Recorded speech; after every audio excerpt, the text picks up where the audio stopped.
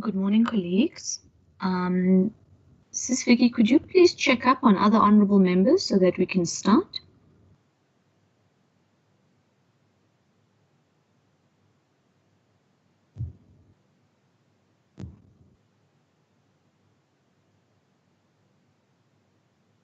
Sis Vicky, are you able to hear me? Can you check up on other honorable members, please? Okay, I'll do that. Thanks.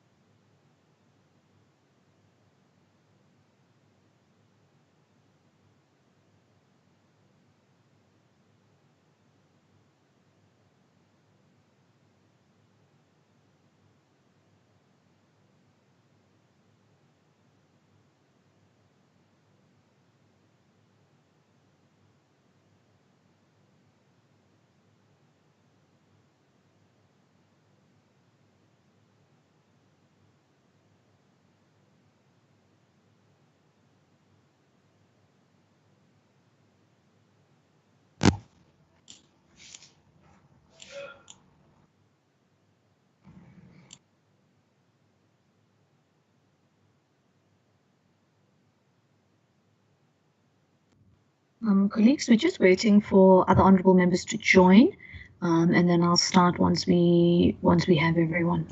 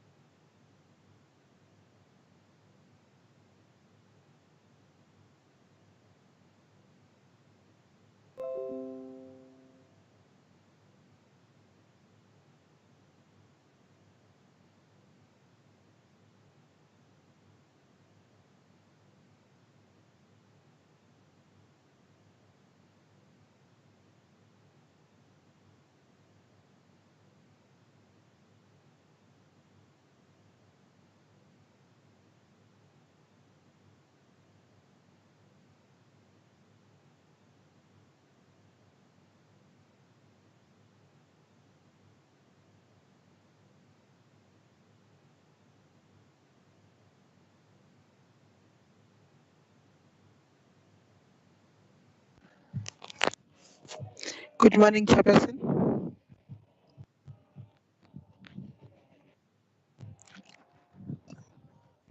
Good morning, LM.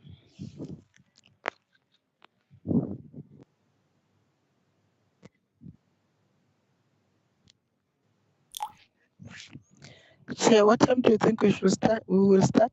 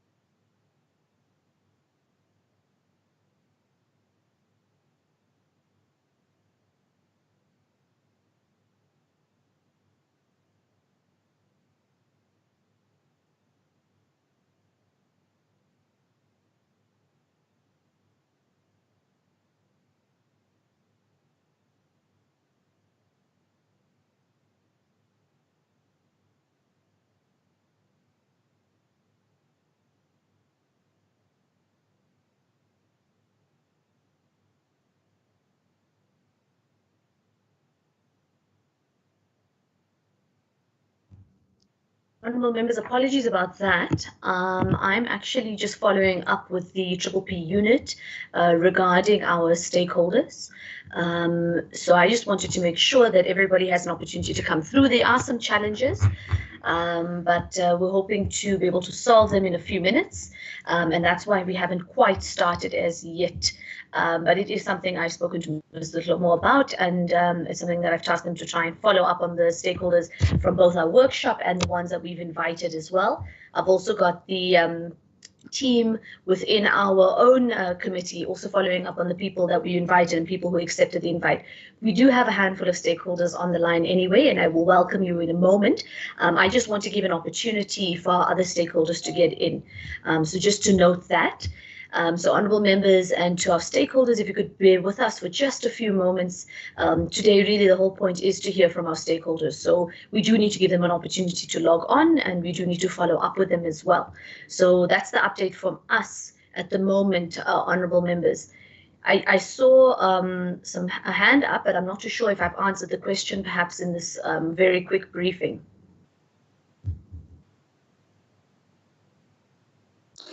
Yeah, Honorable Acting Chairperson, I wanted to... Can't hear you, Honorable Mubir. You're still muted. Hello? Do you hear me now? Oh, can't. Am I the only one who can't hear Honorable Mubir? I can see you unmuted, but we can't hear you. Oh, it's me. It's me. I pressed the button. Sorry, it was me. I can hear you now. Apologies. No, okay, thanks. I wanted to know whether it's a public meeting or stakeholder you have partially responded to that. Thank you. Thanks. It's actually a public meeting, so we have both. We have the public meeting that's completely open, but we've also ensured that we invited our stakeholders specifically to the public meeting.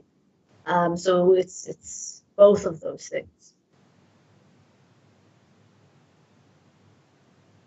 All right, honorable members, I'm just going to turn off my video and mute again because I just want to follow up with the team, just to see what interventions or if the interventions we've tried or are trying are bearing fruit.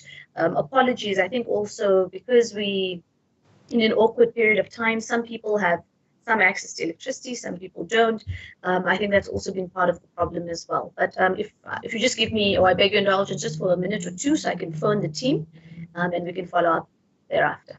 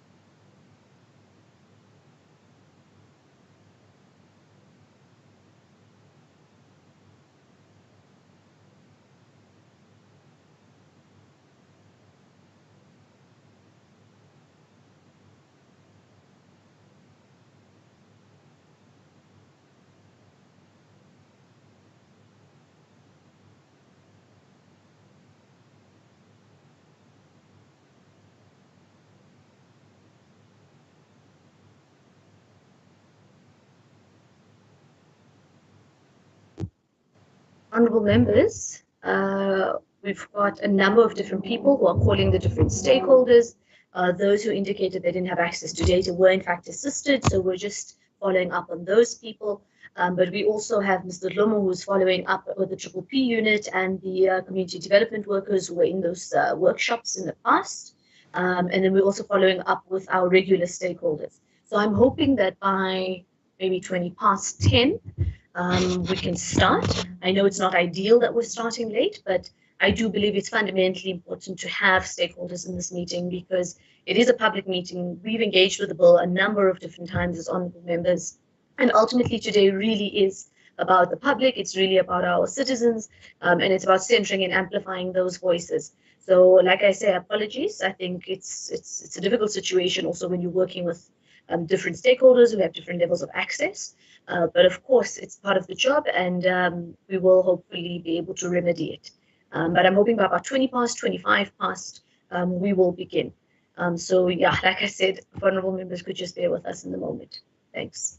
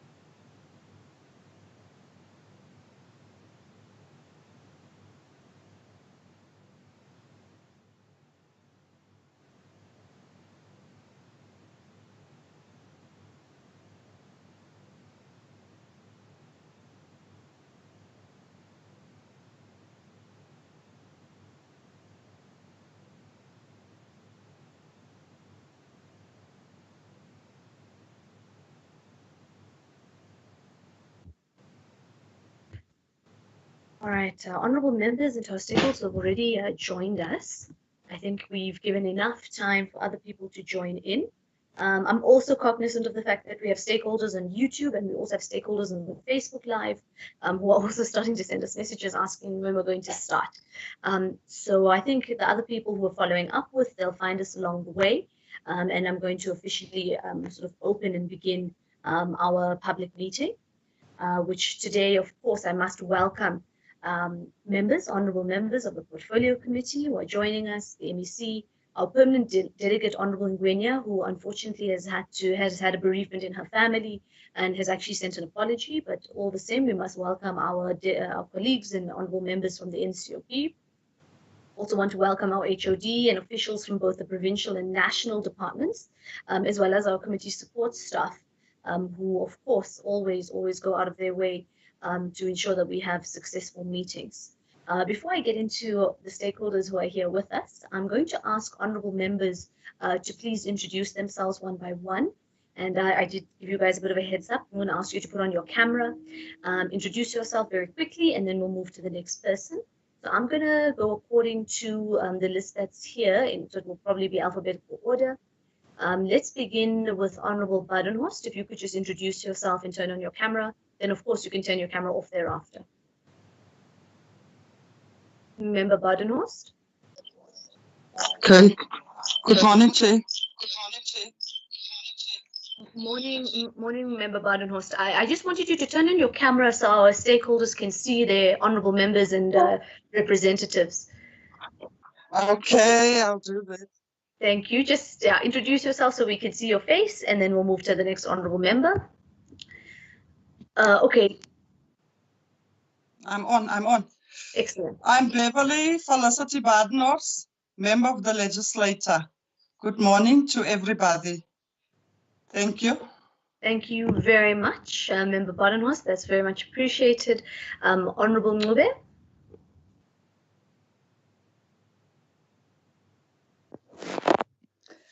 Good morning, everybody. My name is Honorable Pinky Ngube, a member of this committee. Thank you very much. Thank you so much. Honorable Ghana. Good morning, everyone. It's Makashule Ghana, a member of the committee. Thank you. Let's have Honorable Nkosi Malubane, who is also the Chair of Chairs.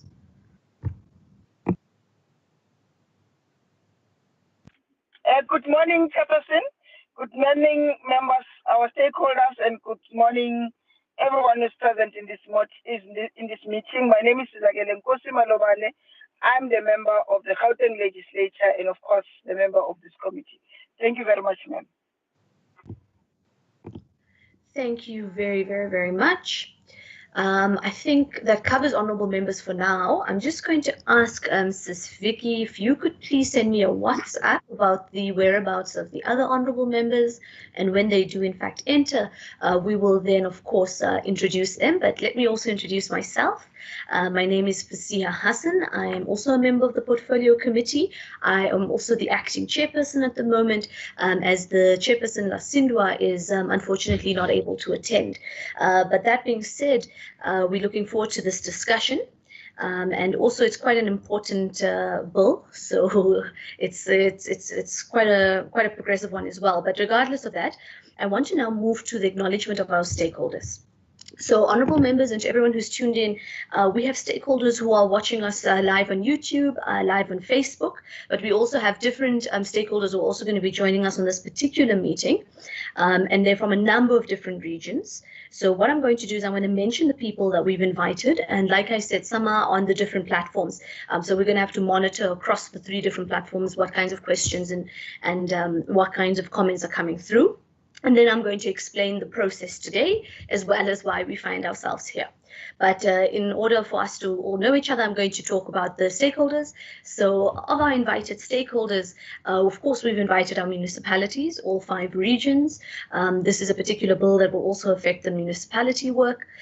We also have invited Chief Indowande, Chief Gegana, Chief Madikhetla, the West Rand Agriculture Forum, Rita Biseng Farmers Forum, Contralesa Gauteng, various community development workers from the different regions. We've also got Agri-SA, we've also got Power, Gender Justice, Conflict Dynamics, PASOP, Agri-SA, Free Market Foundation, COSATU, AGBIZ, Commission for Gender Equality, the National House of Traditional Leaders, the Alliance for Rural Democracy, the Congress of Traditional Leaders in South Africa, CONTRALESA as well as the Indigenous First Nation Advocacy South Africa, Land Access Movement of South Africa, LAMOSA, and Lawyers for Human Rights.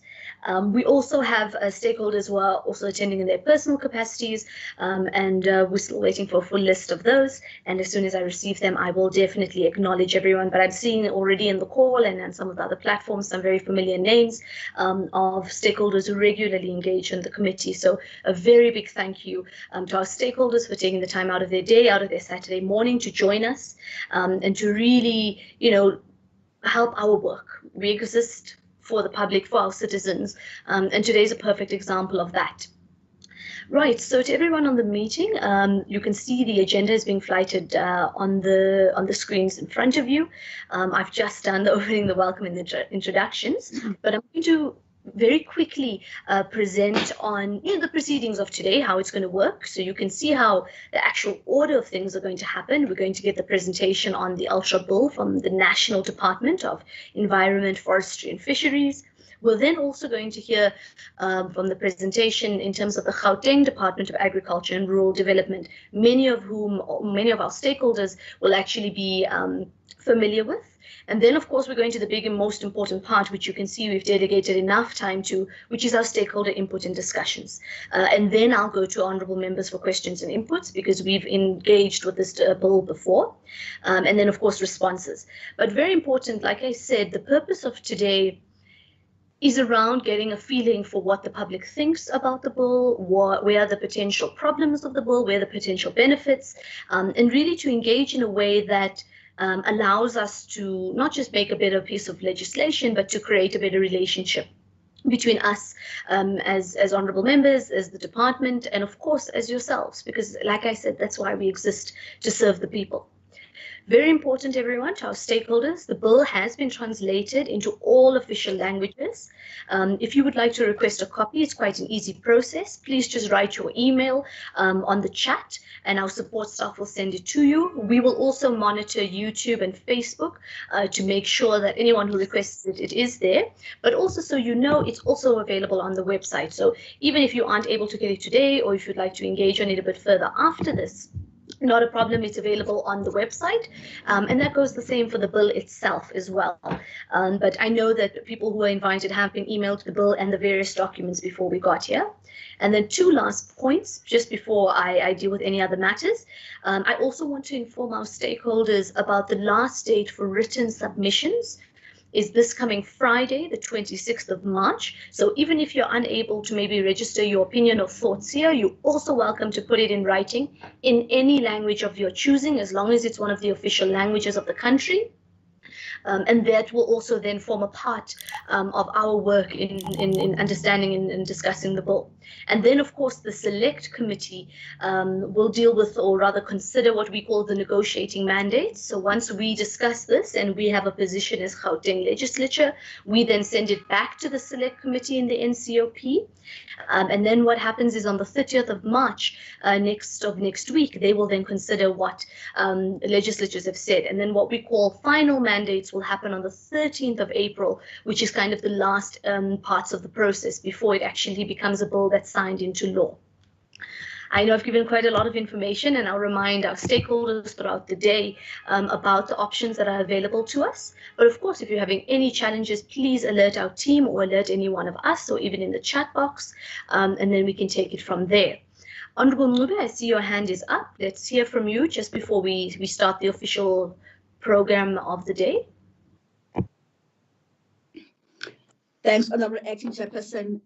For official minuting purposes, can we have the officials getting to have an audit of the stakeholders that we are having, rather than saying that we have invited, or also just check on Facebook and YouTube to say the participants so that we are not blamed of not consulting. So let's get the numbers. However, with the stakeholders, let's get their names. Thank you. Thank you, Honourable Mulbe. That's an excellent recommendation. To our team, that's to Ms. Mokubetsi, to Lebo Mampe and Tabo, and I think Mam Nozi as well. Please could you, while we're going to start the meeting, but in that meanwhile, please can you check on the stakeholders who are in fact in the meeting and those who are also joining us on Facebook and YouTube, and then you can send us that list and then we can make sure it's included formally in this meeting as well. I just have seen a message from the NCOP and they have indicated that the National Department is having connectivity problems, which is quite in line because quite a number of our stakeholders have said the same thing. So I think maybe there might be some difficulty with the network today. That being said, though, I'm actually going to have to then hand over first to our department, the Gauteng Department of Agriculture and Rural Development, because I really don't want to delay further. And then when the National Department is able to get their connectivity correct, we'll then hand over to them. And of course, like I said, we noted an apology from Honourable Ngwenya, who is our permanent delegate. She would have done the introductions of the various national department and some of the briefing that I did. But unfortunately, like I said, she has a bereavement. But let me now hand over HOD to yourself, HOD Kasela. And of course, before you get into the meat of today, please also introduce the team and the delegation you have with you. Thank you very much to our stakeholders and to our honourable members. Over to you, HOD.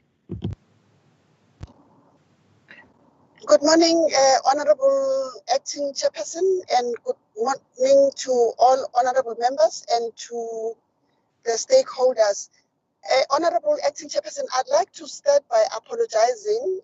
I'm in broncho sprayed and the reception is terrible. I'm even unable to put on the video. My name is Matilda Kasela. I am the head of department responsible for agriculture and rural development in Gauteng.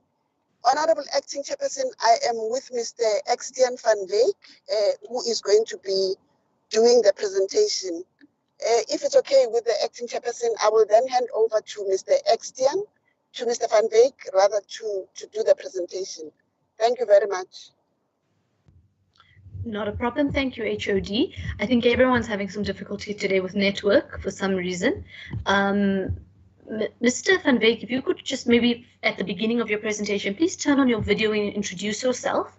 Then once you've done so, you can turn your video off. But I think it is important for stakeholders to see a voice and connect a voice, or rather to a face. That would be appreciated. Over to you, Mr. van Wyk. Thank you, Chair. Thank you, Honourable Chair. Thank you, HOD, and all fellow citizens. I'm Extian van Wyk. I'm with GDART Legal Services, and I'll be presenting this on behalf of the Gauteng Department of Agriculture and Rural Development. I'm just going to share the document.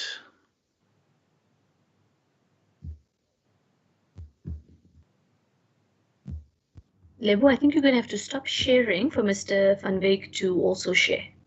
So perhaps you need to then remove the agenda from the screen first. Thank you.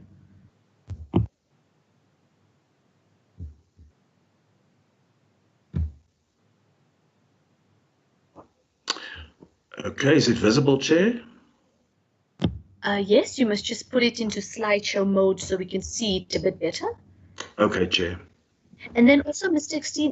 van Wyk, sorry, if you could just remember, the National Department hasn't presented yet, so all the acronyms, you're going to have to say them in full. And okay. Treat this presentation as if it's the first one, because we're still waiting for the National Department. Advocate, I think Ramasala is having some difficulty connecting as well. Okay, Chair, I'll try my best. Thank you. Yes, as I've mentioned, I'll be presenting on behalf of the Gauteng Department of Agriculture and Rural Development. Yes, well, as Chair said, I will try to then also mention what I'll try to stay away from acronyms and abbreviations. Just a short outline of what my presentation will entail. Acronyms, abbreviations, status of the bill, background objectives of the bill, clause-by-clause analysis, departmental mandates in the Gauteng provincial government, and a conclusion on what GDOT's views are. Okay, just for your own noting, in case you try to follow the slides, here's just an outline of what these acronyms and abbreviations stand for. Okay, the bill was passed by the National Assembly on 1 December 2020, and it was also transmitted to the National Council of Provinces for concurrence. The reason why it was transferred to the National Council of Provinces is because the provisions are seen to be falling within three functional areas listed in Schedule 4 to the Constitution. And therefore, Section 76 of the Constitution applies. The bill was referred to the National Council of Provinces, and in turn, the National Council of Provinces referred the bill to the 9 provincial legislatures, which is why we are here today. Because of the substance of the bill, that it will probably also be referred to the National House of Traditional Leaders. The original bill, the Upgrading of Land Tenure Rights Act, was enacted in 1991 to enable the upgrading and conversion into ownership of certain rights granted in respect of land, and also for the transfer of tribal land in full ownership to tribes and for related matters. Since the coming into operation of the Act on 1 September 1991, persons have been converting some of the rights referred to in the schedules to the Act into ownership. The Constitutional Court, in the Rahube matter, reported in 2018, found Section 2.1 of the Act constitutionally invalid. 2.1, as it currently stands, allows for automatic conversions to rights of ownership. This is in violation of women's rights in terms of Section 9 of the Constitution. In the Senqu municipality matter, Section 3 was also successfully challenged on the basis of unfair discrimination. In that its application in the former Transkei violated the right to equal protection and benefit of the law. The Act, as it currently stands, is not applicable in the former TBVC states, and therefore it was found by the Constitutional Court that this is a basis. This is actually not in line with the right to equal protection of the law, as the Act is supposed to be applicable to the whole country and to all people in the country. The Constitutional Court then set aside those provisions of the Act found wanting. The Constitutional Court allowed Parliament an opportunity to introduce a constitutionally permissible procedure for the determination of rights of ownership and occupation of land, and this was subject to there was actually a time constraint put by the Constitutional Court. I can't recall what the date is, but it's not too far in the future. I think it might be end of April, but I think the National Department's representative can perhaps shed light on the exact date. The objectives of the bill is to provide for applications for conversion of land tenure rights to ownership.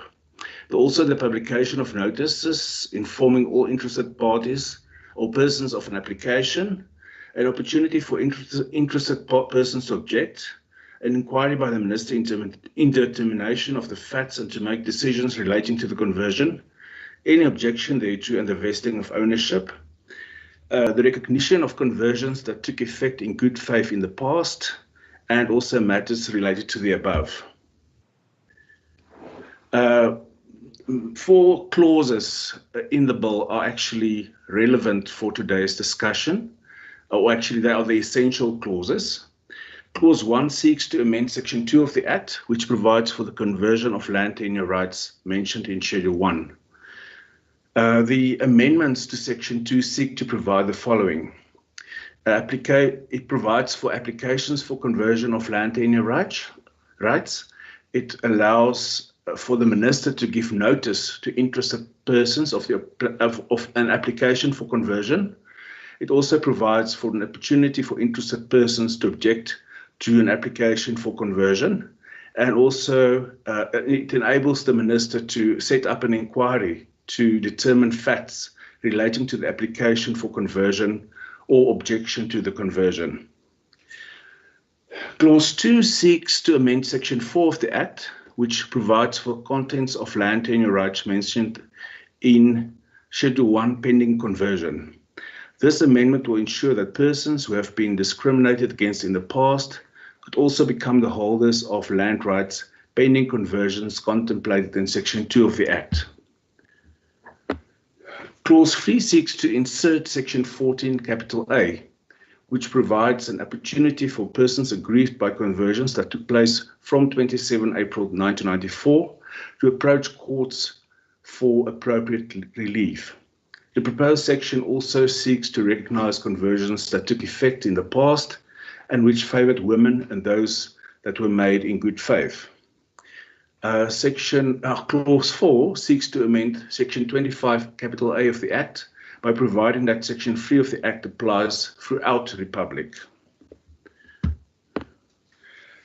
Just then a short, one can say this is the view of the GDART on the bill and how it sees its role in this situation or in this context. As an ordinary bill affecting provinces, the bill's provisions fall within 3 functional areas listed in Schedule 4 to the Constitution, namely Indigenous law and customary law, regional planning and development, and urban and rural development. Broadly speaking, my department's mandate relates to the following functions: agriculture, conservation and environmental sustainability, rural development. The nexus between the GDART's functions and the bill possibly relates to urban planning elements of the GDART's environmental authorizations and enforcement of environmental management plans within Gauteng. The bill's focus is on the conversions of land rights in urban environments. The primary objective of the bill is aligned with land reform, which is a national competency. The GDART will support the National Department in as far as its support is required and also as far as is allowed by the GDART's legal mandate. The bill's scope implies that the following GPG departments are also probably affected to some extent: the Gauteng Department of Cooperative Governance and Traditional Affairs, the Gauteng Department of Economic Development, the Gauteng Department of Human Settlements, and the Gauteng Department of Social Development. Then, a last slide, the conclusion. The bill seeks to remedy sections that were declared unconstitutional, and this is accomplished. The legal implications of the Constitutional Court judgments relating to conversions of rights into ownership have specifically been taken into account. The meaning of good faith as used in Clause 3 has been raised by us in a previous session, but it has been explained by the representatives of the National Department. This bill deals with rights in land and as such also relates to the land issue, which is highly politicized and emotive. The GDART supports the National Department's action to amend the ULTRA, or the Upgrade of Land Tenure Rights Act, to make it constitutionally compliant. The GDART's role would be a supportive one, in as far as the National Department needs support for the implementation of the amended ULTRA. Honourable Chairperson, I thank you. I also thank the honourable citizens and the other members for the time given to me. Thank you. Thank you very much to Mr. Van Wyk, who was speaking on behalf of the Gauteng Department of Agriculture and Rural Development, just bringing us into confidence about some of the, not just the background, but the implications of this particular bill on a Gauteng level. To the team and everyone on this call, I think you've already picked up that there's a major problem with the network today, and it's not just our stakeholders who are struggling. You heard the HOD as well, and also the members of the National Department who are also having some difficulties. But what we do have is their presentation, and we're hoping that we're going to hand over to Winnie Ngubane in a few minutes, who's then going to make the presentation on the national element of the bill and really take us through why it's come about, as well as the legal elements, because we know that This particular bill is under instruction from the Constitutional Court from a particular, well, there's 2 or 3 particular cases that have found parts of the previous act to be unconstitutional. I don't know if Winnie's ready just yet. Let me just confirm and see if she has it. But in the meanwhile, can we get Lebo to just display the presentation on screen so that we have something in front of us, and then hopefully by which time Winnie will be able to present. And of course, I just want to beg everyone's indulgence. We are having some difficulties with the network today, which does unfortunately make it quite difficult to actually, oh, there we go. I see Winnie's even displaying it. That's excellent. The challenges with the network today were obviously unforeseen and obviously unplanned, but as a result of it, we do have to adapt. And I suppose that's the changing nature of the world with COVID and everything that's been happening. We do have to be adaptable. Winnie, if you can also just play it as a slideshow so that we can see it properly, and then we'll have a much better feeling for what's going on. So yes, so our stakeholders and honourable members, this is the Select Committee on Land Reform, Mineral Resources, Environment and Energy. This was what was presented to that committee, and it's really just the background of the bill and really what the bill is about. Winnie, can I hand over to you? Thank you, Chairperson. And good morning to honourable members, colleagues, and all stakeholders present. Our sincere gratitude for joining us this morning to discuss the bill. I'm just trying to quickly set up slideshow. I'm just trying to quickly, I don't know how to do it as a slideshow. I think, is this it? Yes, so you see on the far left where it says from the beginning?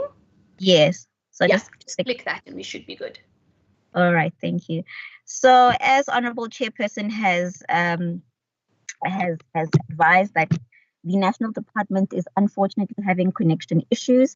So I'm just stepping in on their behalf so that the show can continue.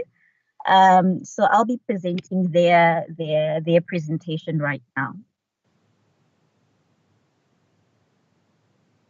So the presentation outline is as follows. First, we'll consider, the introduction, and it will be followed by discussion on the Rahube versus Rahube matter, which emanated from the Constitutional Court, as well as the Sengu municipality judgment, also from the Constitutional Court. And we'll also provide a brief discussion on the sections that are affected by the bill, and we'll also discuss the bill itself, the proposed amendments, and as well as just briefly gloss over the amendments by the Portfolio Committee in the National Assembly, as well as the conclusion.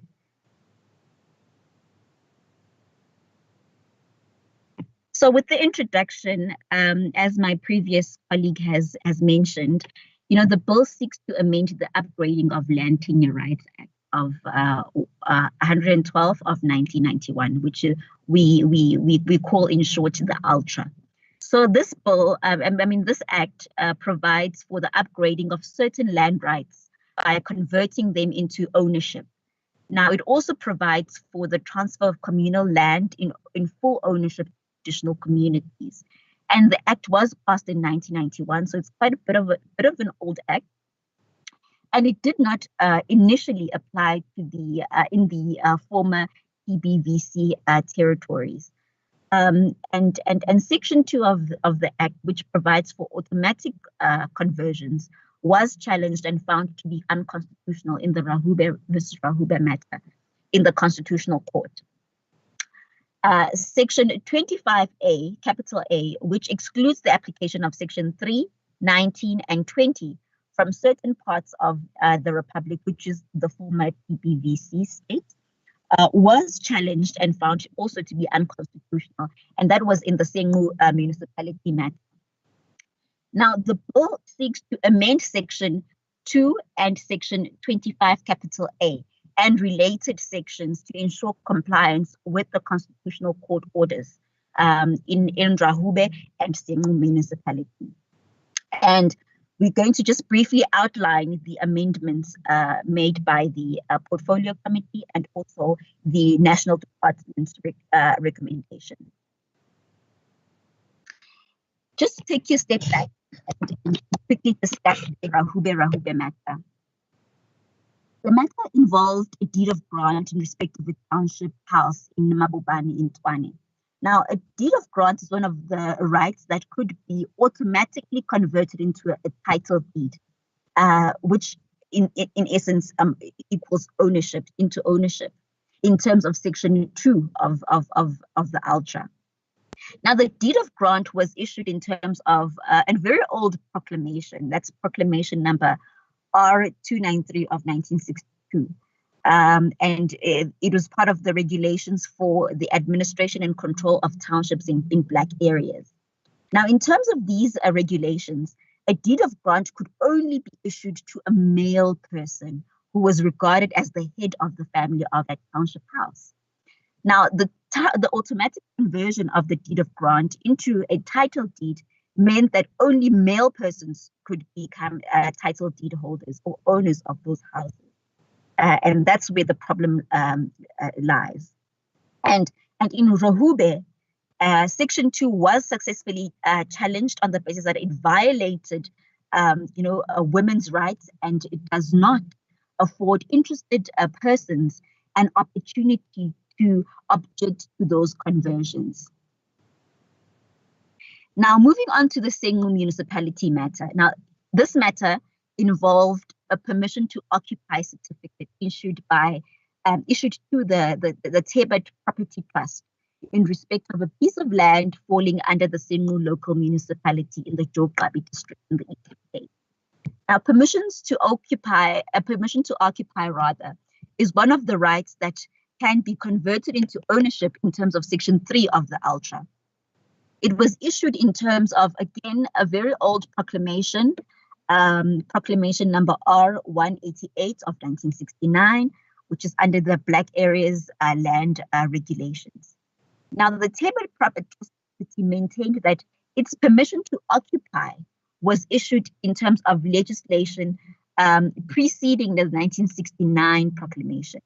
When the Ultra was passed in 1991, it did not apply to the former TBVC territories, even when the act was subsequently made to apply to those territories in 1998.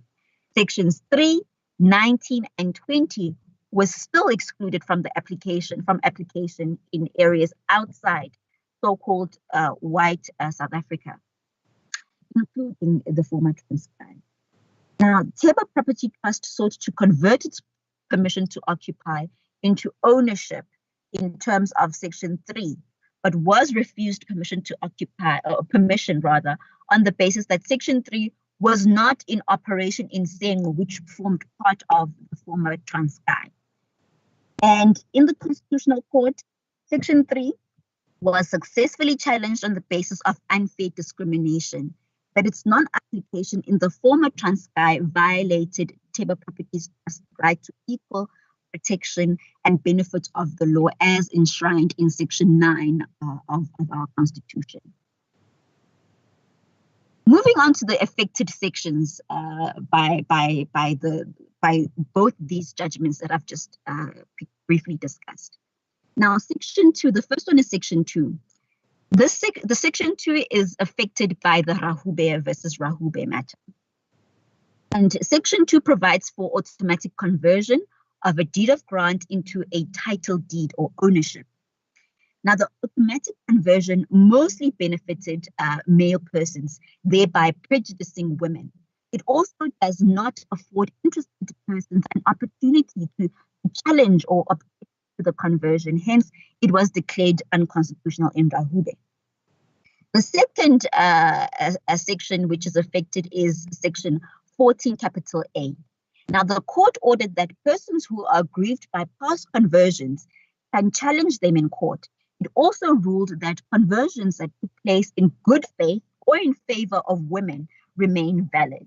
And Section 14, capital A is inserted to provide for these developments. And another section is section 25 capital A, which was affected by the same municipality matter. Now, section 25 capital A excluded sections 3, 19, and 20 of the Ultra from applying throughout the Republic of South Africa. Now, conversions of permission to occupy into ownership could not occur in areas where section 3 was not in operation. Therefore, sections 2, 14 capital A and 25 capital A form the basis of this bill.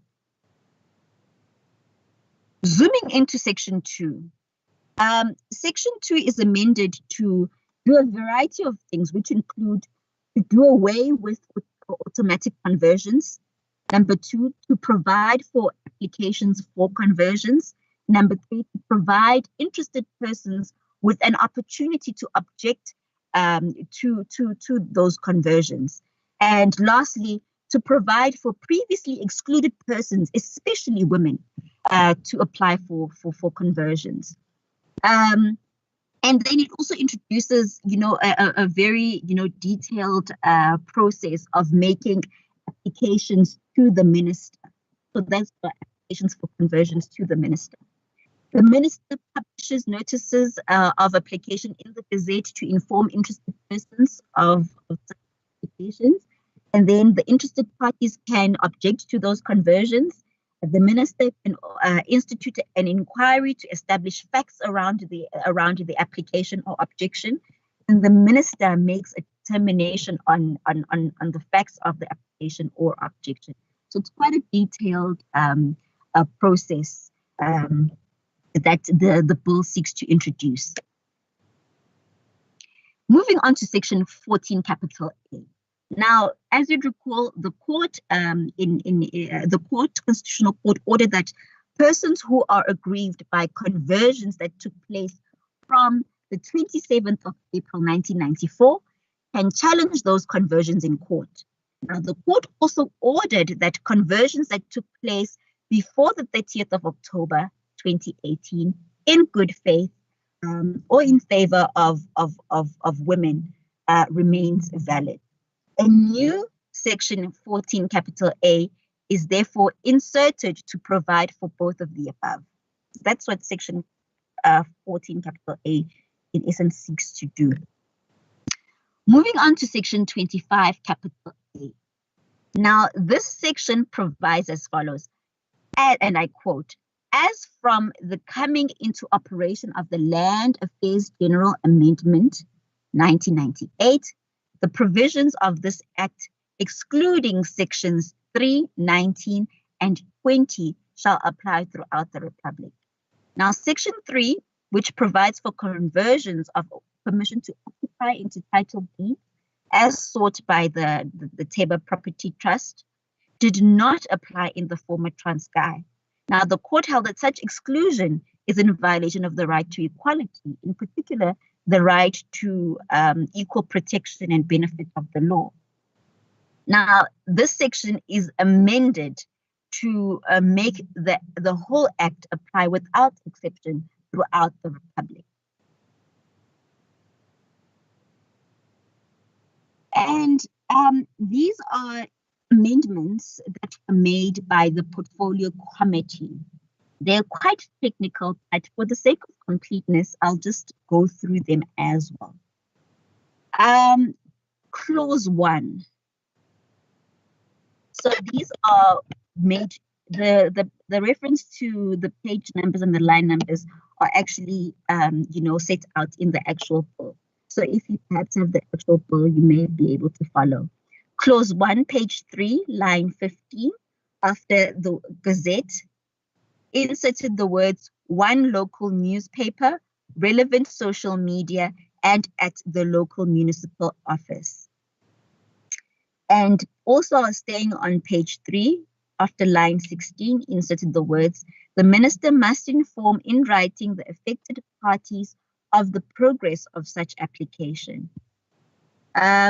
Page 3, in line 25, after sections or clause 1, capital B, omitted, institutes an inquiry in the prescribed manner, and inserted a designate a person as contemplated under Section 24D in order to assist the minister in determining the facts relating to the conversion of land tenure rights and the objection thereto.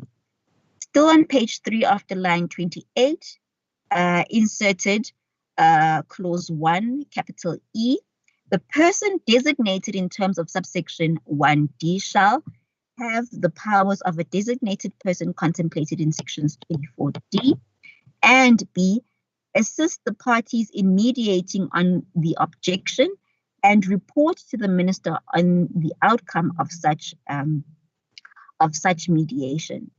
And then clause 4, as introduced, was rejected and replaced with the following: as from, that's section 25, capital A, as from coming into operation of the Land Affairs General Amendment Act 1998, the provisions of this act, excluding sections 19 and 20, shall apply throughout the Republic. So those are just basically the amendments that were made by the Portfolio Committee. In conclusion, the proposed amendments only deal with matters raised by the Constitutional Court in the 2 cases discussed above. A decision was made based on the advice of the Office of the Chief State Law Advisor that the bill must be a narrow one, only addressing the sections that have already been challenged. Now, the decision was made taking into account the tight time frames given of 18 months within which the Act must be amended. Now, the department is currently reviewing all land tenure laws, including urban and rural tenure systems, and ULTRA is also the subject of the comprehensive review process. In reviewing tenure laws, the state will strengthen already existing rights to make them legally secure as required by Section 25 of the Constitution, and the state will not reverse efforts already made to ensure legally secure tenure in accordance with Section 25, subsection 6 of the Constitution. And lastly, the states can only complete what was started as far back as 1991 and ensure that the rights referred to in the ULTRA are converted into ownership and that communal land is transferred in ownership to communities. And that is basically the end of the presentation by the department, the National Department. Thank you, Chair.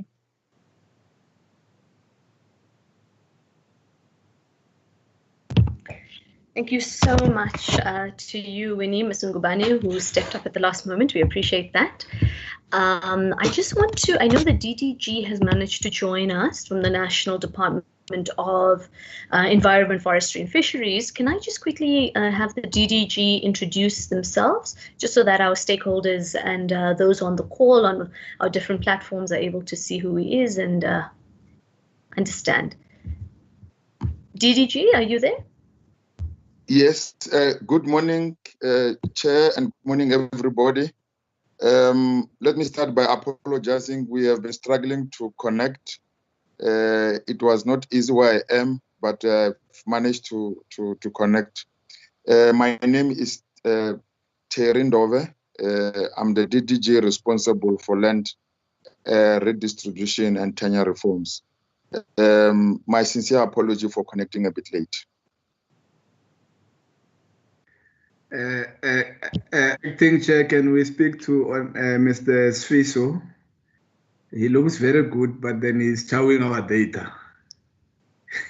Understood.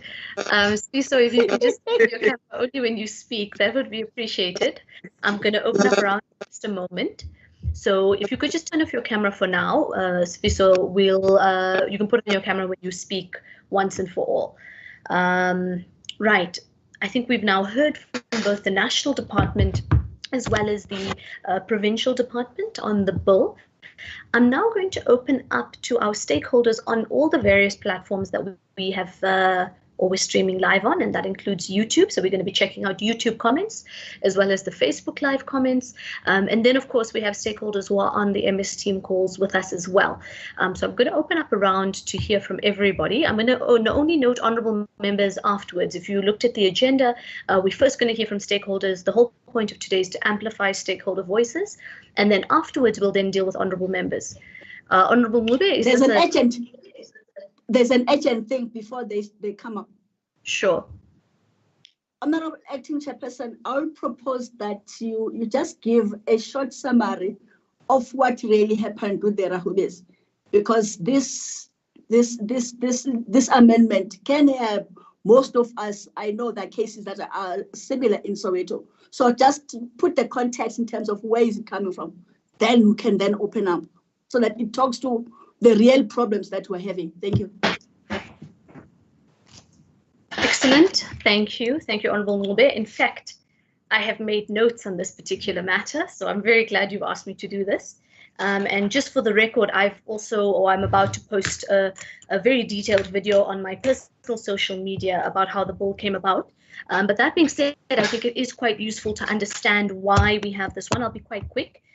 Right, so what we have before us is a Section 76 bill, which means it affects provinces. But really what we've got here is the Rahube versus the Rahube case, which went to the Constitutional Court. And very quickly, this was a case where there was sort of a brother and a sister. The woman had originally lived on this piece of land, very common I think it was actually in Mabopane in Tshwane. Apologies. It was in Mabopane in Tshwane, where she was living on a family land. Even after getting divorced, she had her kids there, living quite normally. And of course, you know how it is. People live as different families on the same plot of land, in different rooms. What happened then is during apartheid, there was this proclamation and the previous act, which said that they would convert what they called a land grant or a land certificate into automatic ownership of land. Now, initially, you'd think this sounds progressive. It was not progressive, because what it did is it first only granted these land rights to male-headed households. So women were completely excluded from it. And what it also did is it further enhanced apartheid legislation to say, oh, well, you have land over here. Don't come and tell us you want access to land there. So Rahube, the sister, is then trying to bring a case. Actually, they try to evict her, if I'm correct, her brother, from that land.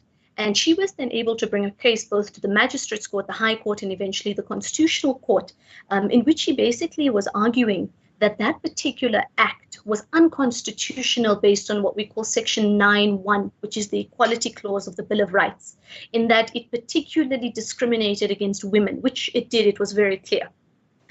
Ultimately, the Constitutional Court found that particular section to be unconstitutional, but it also found other sections to be unconstitutional through other case law, particularly because the previous act, like I keep saying, it was an apartheid piece of legislation passed in 1991. It was not applicable throughout the country. It was only applicable in what was called white South Africa, so not in the former homelands. And that's also where this case became important, because Mabopane at the time, if I'm correct, was actually in Bophuthatswana or something like that. And in particular, they were not protected by that previous legislation. So they brought this case, very important case, because it fundamentally changed how we look at land tenure rights. So that means access to the occupation of that land. What's also important here is that that previous act didn't allow for any objections, okay? So someone like Rahube was completely dispossessed of her land. She had no way to bring a challenge according to the act, and therefore had to go straight to the Constitutional Court. I'm going to try and be a lot faster. So yes, it effectively closed out all women occupants from the space who did not have a deed. It was inherently prejudiced. It was inherently sexist, inherently racist, because it particularly harmed African Black women and removed their access to land. In fact, what would happen is the brother or the father or an uncle would, be given that ownership of the land, and women-headed households who had lived on that land were just completely evicted, and they had no legal rights. And of course, it was apartheid, nobody cared, and it was particularly harmful. So that's kind of what the Rahube case dealt with.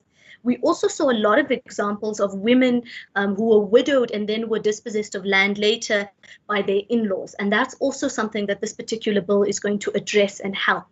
I can go into more detail about it, but I think I'd rather hear from our stakeholders. And if it does come up or is necessary, then I can go into further detail. But that's a little bit of what has led us to the creation of this new particular bill. And of course, we are on very strict timelines from the Constitutional Court. We already had to get a extension because of COVID.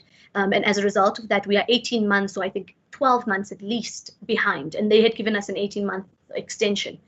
So that's why everything's moving quite quickly. With that said, I want to note our stakeholders. I'm going to start firstly on this platform of MS Teams, and then I'm going to move to the platforms thereafter. Stakeholders who are on the MS Teams call with us, are there anybody who wants to? You can ask a question, you can seek a clarity, you can even just make a comment or even give us your thoughts or ideas on the bill. That's the whole point of today's session. We want to hear from you. We want to hear what you think about it. Even if you didn't quite understand parts of it, tell us. We can explain those over again. It also shows us maybe where there's some complexities of the Act that maybe need to be changed. So you can use the raise hand function. Alternatively, you can also unmute yourself and say your name, then I can note you. And if it's possible with your data access, it would be good to have your video on when you speak. You don't have to have it on the whole time, but just while you speak, it will be quite useful. In the meanwhile, I'm going to ask our team to please check the Facebook Live and the YouTube comments as well, so that we can ensure that we cover all of our stakeholder questions and all of our stakeholder engagements. I'm noting Tsepiso Machwe, you are the first speaker. Just before I hand over to you, are there any other stakeholders who'd like to speak at this particular moment? All right, let's hand over to you, Tsepiso. Thank you very much. And Tsepiso, if you could also please just introduce yourself before you speak so we know where you fit in and where you come from in this space. Thank you. No, thank you. Good morning. My name is Tsepiso Matwe. I'm from Sophiatown PCO. I work with most stakeholders in my constituency. So I have a question here. Let me first say these were very interesting presentation on the bill. I want to understand the process of this inquiry of the minister. How long would such a process take, which is number one, and also how easy will it be for women in this situation to actually get access to the minister to start this inquiry process? With that said, I think the bill is good and we need to support it as it empowers women who previously didn't have the access to land rights. Thank you. Thank you. That was quite an excellent question. Thank you, Tsepiso, and it's also good to see that we have our stakeholders from the different areas representing a number of different constituencies. Thank you very much, Tsepiso. Anyone else, any other of our stakeholders on this particular platform would like to ask any questions or who would like to make any clarities, any comments, any thoughts? I am otherwise going to go to the next platform, and it's okay if you do have any other thoughts, I'll note you after. But in the absence of any hands on this side, can we hear, I think Lebu or is this Victoria, if you could tell us some of the questions that have come up on the Facebook Live or the YouTube comments, that would be quite useful.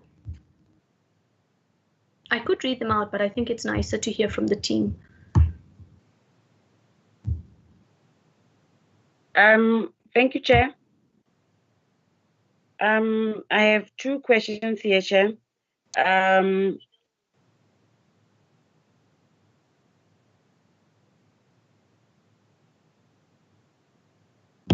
Lebu, we lost you. Can you hear us? All right, honorable members, am I audible? Is the problem on my side? You are audible. Okay. You are audible too. Thanks. I think we've lost Lebu. You know, we're battling with a mammoth crisis of network today.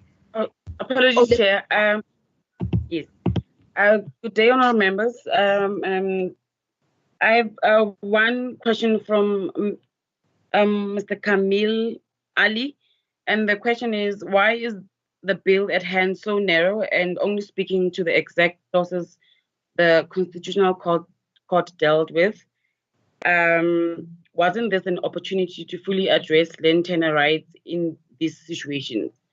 The second question is from Mr. Sikhulekile Duma, who says the bill looks progressive and it's vital that it ensures that women are not prejudiced in the process to bring an application, and what is being done by the department to ensure that the application process is not onerous on the woman it seeks to assist. Thank you, Chair. These are the two questions on Facebook. Thank you, Lebo. Can we quickly check YouTube? Because I know we have quite a few people also, especially on YouTube, just so we cover everything. The other thing is that I had also posted on my social media, so some of the questions and some of the comments on those social media posts, I'd also like to pose one or two of those if time allows. Lebo, were you able to check YouTube, or can we just check it now very quickly? There are some questions. Chair, I'm on YouTube now. I haven't seen any comments or questions so far, but I see there's about 7 people that are viewing. Thank you, Chair. Okay, I'm seeing some questions, but I'll read it. It's not a problem. Okay, from Tata Mukwena, he says, I heard one of the presenters speak about the inclusion of good faith in recognizing land tenure rights. How will good faith be proved? That's the first question. The second one on what's Tato as well, Tato Mukwena, he says, doesn't this give room to the previous people who were dispossessing women of their land rights to argue against this process and ultimately cause more harm to the women or interested parties? And then he also goes on to say, so that's 2 questions, but he also goes on to say, generally speaking, though, this bill is great in that it protects women from being evicted from their land and grants them actual land tenure rights. All right, I think we've got a number of different questions. I'm really glad to see that our stakeholders are engaging. And as usual, social media tends to also really reach out to people more so than just an MS Teams call. Just before we go over back to the department, any other of our stakeholders who are on the MS Teams link, would any of you guys or you folks like to ask any questions, make any comments? Remember, the whole session is, of course, for our stakeholders, and that's really important for us. Mr. Sifiso, I'd like to hand over to you, and then you can also turn on your video when you speak, introduce yourself, and turn off when you're done. Thank you. Good morning, ladies and gentlemen. My name is Sifiso from the Speaker's Office of Madam. I'm very much happy and excited to the program. Sorry? Making that sound, that distant sound. Are you able to? Hello? On Chair. Yeah, you guys can hear me, right? Chairperson? Yes. Can we ask the participant to switch off his video so that we can be able to hear him? All right. Thank you, Honorable Nkosi Malibane. So yeah, you know, it's very difficult to hear you. I think it's because of this network crisis of today. So apologies, maybe keep your video off and speak. Oh, okay. Thank you very much. Am I audible right now? There's still that background noise, but let's battle on through it. Okay. My name is Sifiso from the Speaker's Office, Nungceba Mulelwe.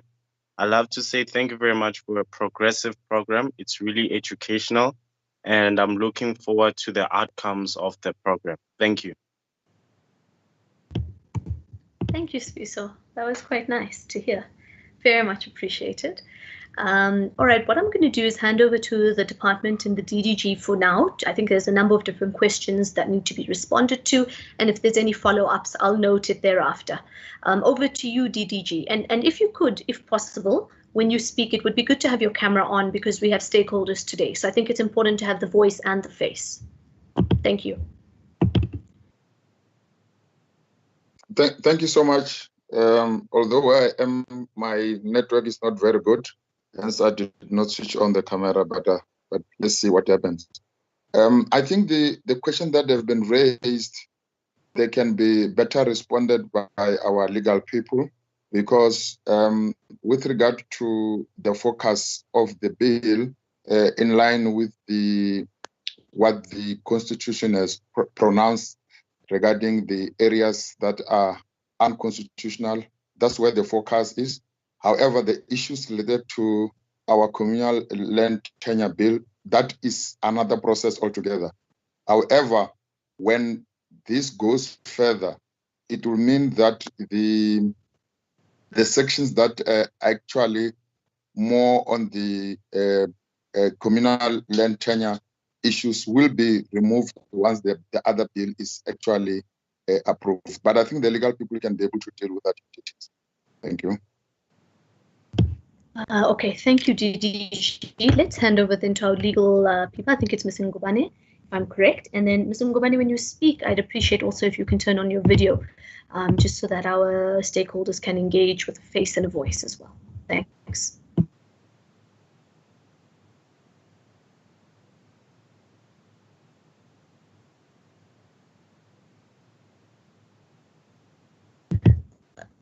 Ms. Ngubane, are you there?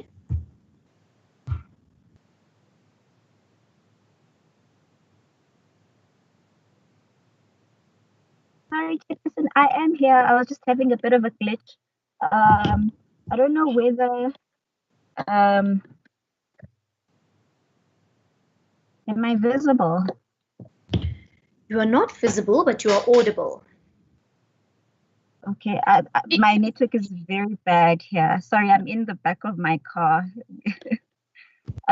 So that's me. With your permission, Chair, after I've just shown myself, can I switch off my video so that I can, for network purposes?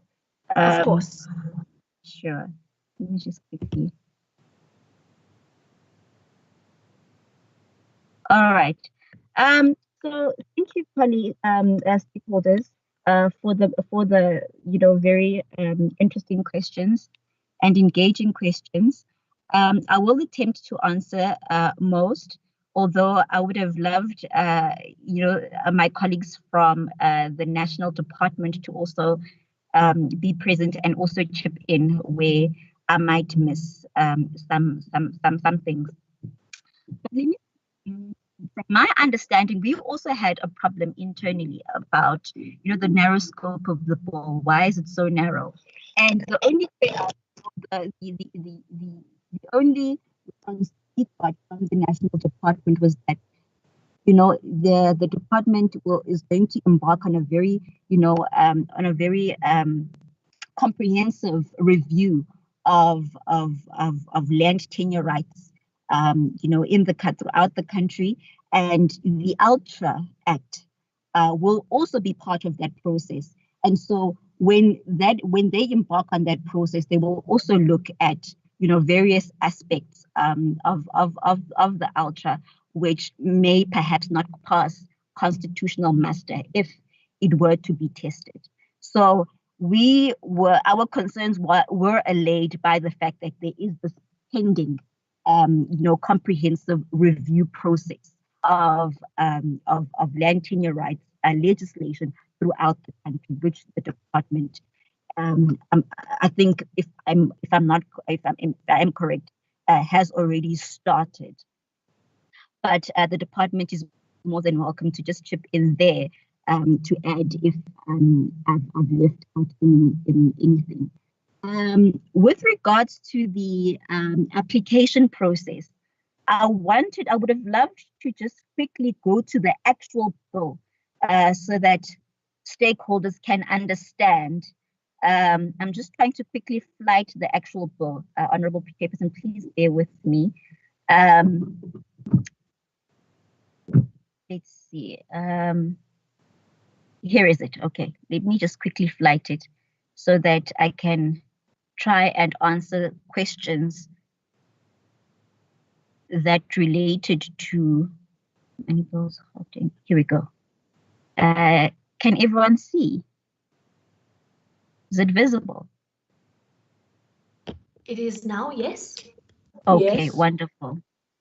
All right, so there was a question or comment around the application process, the minister to the minister.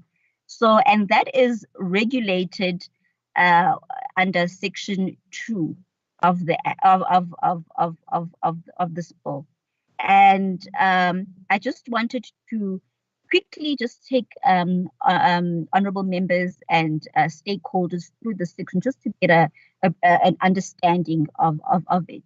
It reads as follows. The minister shall, on receipt of such application, cause to be published in the Gazette, one local newspaper, relevant social media, and at the local municipality office, a notice as prescribed which informs all interested persons of the application for conversion.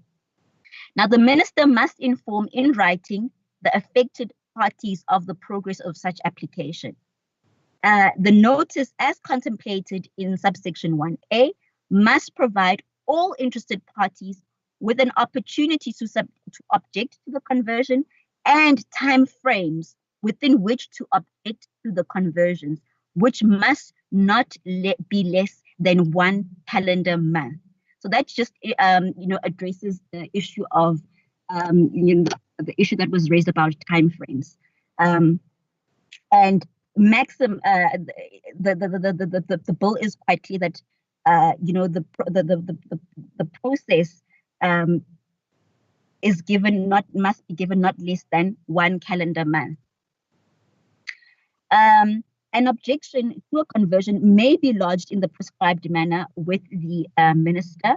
And then lastly, the minister must, upon receipt of an application or objection contemplated in subsections 1A and B, designate a person contemplated under section 24D in order to assist the minister in determining the facts relating to the conversion of land tenure rights and the objection thereto, in order to assist the minister in determining the facts and to make a decision relating to the conversion of land tenure rights, the objection thereto, and vesting of ownership.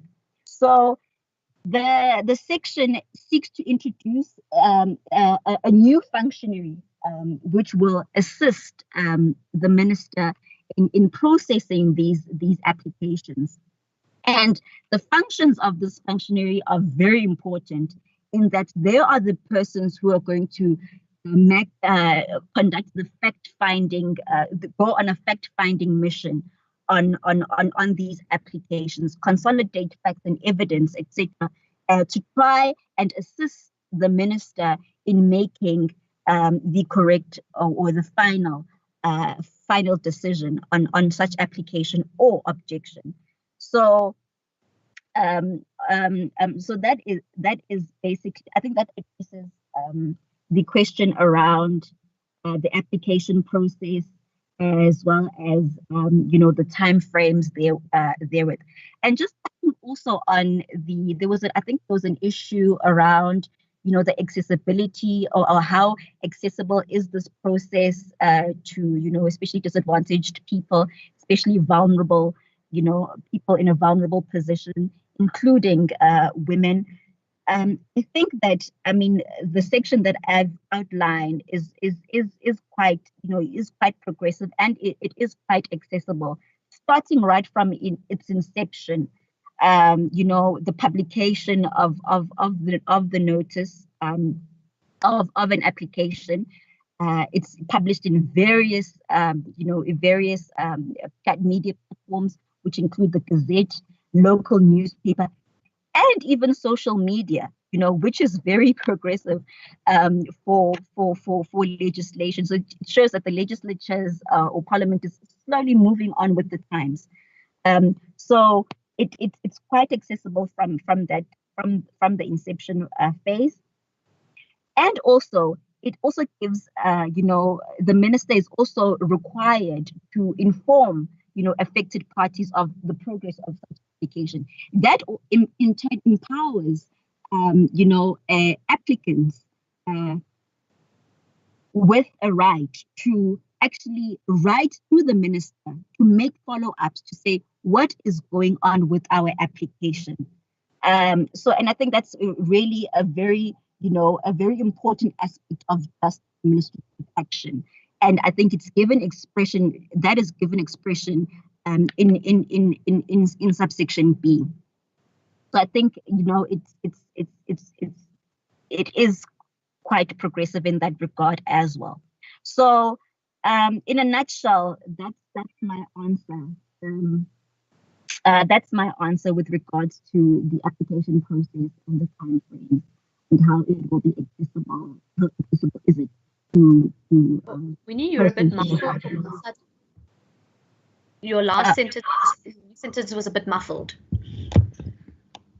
So sorry. So I was just saying, Honorable Chairperson, that that was basically my response in relation to the questions made regarding the application process and the timeframes, as well as how accessible the application process is to people in vulnerable positions, women, especially in rural areas. And then good faith, there's an issue around good faith. Good faith is a very, fluid a concept in law, and it really depends on the facts and circumstances of each case. And it's very difficult to pinpoint or provide a very, confined or narrow definition of good faith. So my submission would be that it would be really, determined by the facts and circumstances of each case. So it's very hard to define.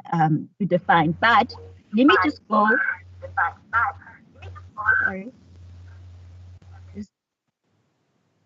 It's all right. Oh, all right. Thanks. Let me just quickly proceed to the exact provisions that make reference to this concept of good faith, just to put it into context for those stakeholders who might not be aware. Now, good faith is mentioned in sections 14 capital A, which deals with court applications. Now, I'll quickly read through it. It says, it provides that notwithstanding the provisions of this act or any other law, any person accused by a conversion of a land tenure right, which took effect from the 27th of April 1994, may approach the court for an order, A, setting aside such conversion and registration of land tenure right, or B, that is just and equitable. 2, transfers of ownership of any earth or any other piece of land from the 27th of April 1994, in which a land tenure right had been converted in respect of A, any earth or any other piece of land purchased by third parties acting in good faith. B, any earth or any other piece of land which has been inherited by a third party acting in good faith, and the estate has been finalized in terms of the law of succession and the reform of customary law of succession and regulation of related matters Act of 2009 has been applied for. Or lastly, C, any earth or any other piece of land which has been converted to ownership in favor of a woman in terms of this act acting in good faith remain valid. So it's quite a broad concept which can't really be, pinpointed or provided a definition of. But I think that what could assist, in the determination of good faith is perhaps to provide maybe a non-exhaustive list of instances, when when a matter may be in good faith. I'm just thinking out loud here, just to provide, some sort of guideline, in interpreting this act. And the act currently doesn't provide for that. But yeah, that's basically good faith. I think those are the questions that I registered from my side. I don't know whether I've missed any. Yeah, I'm also trying to do a quick audit. There was one or two things I wanted to add in before we go into follow-ups. I don't know, maybe actually it's more prudent to go into follow-ups first, and then I can also try and close some of those gaps. All right, are there any other follow-up questions from our stakeholders, either on the MS Teams platform, the Facebook Live platform, or the YouTube comment section? I'll also give you guys an opportunity on this side to raise your hand if you have any questions. Also, I know some people had difficulty with network challenges. If you're only joining us now, this is the public hearing or the public meeting around the upgrading of land tenure rights amendment bill. It's called the Ultra Bill. And we've heard from the National Department as well as the Provincial Department on the bill. And we've also facilitated one round already of discussions, points of clarity. And we've also got the legal team with us, really unpacking on the different clauses of this bill. So you're welcome to ask any questions, register any comments, any thoughts, any ideas. The whole point of today's session is for our stakeholders and for our citizens to really get their voices heard. As you know, I haven't yet noted other honourable members. The focus of today is our stakeholders. Are there any on this call here? Right. In the meanwhile, Lebo, can you confirm if there's any follow-ups on the Facebook or the YouTube section? Thank you, Chair. I have a request from YouTube. It's from Atlantic Group. It says ownership is at the center of development to self-sustainability and improving livelihood. We wish to request for further consultation and understanding of the amended bill to allow for smooth execution in the townships and rural areas, promoting land ownership for sustainability. This is from Atlantic Group. Thank you, Chair. All right, thank you, Lebo. I also have one or two questions. I had posted a very short video about the public meeting and therefore people also tuned in. And I got a question from Instagram, which actually interestingly is about Section 25. And Honourable Ncube, you'll note you also asked this some weeks ago. So the question really is about how does this affect Section 25, or is it related, is it unrelated, and what's that going to do around land expropriation? So I'm going to answer one or two questions in the meanwhile. And then that will also give an opportunity if anyone on the MS Teams line wants to say anything.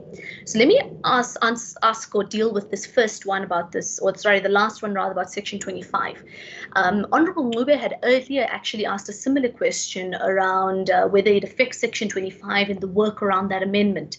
And our NCOP legal team within the legislature as well actually did some research into it, and they found that this particular bill is not going to reverse the efforts in place around Section 25. In fact, Section 25(6), this particular bill is going to give effect to. So Section 25(6) deals with people in communities whose land tenure is legally insecure because of past discrimination and racial discrimination and prejudice. And it speaks in Section 25(6) around enhancing redistribution and equitable redress. So this particular bill before us is actually going to give more effect to Section 25(6) than we had before.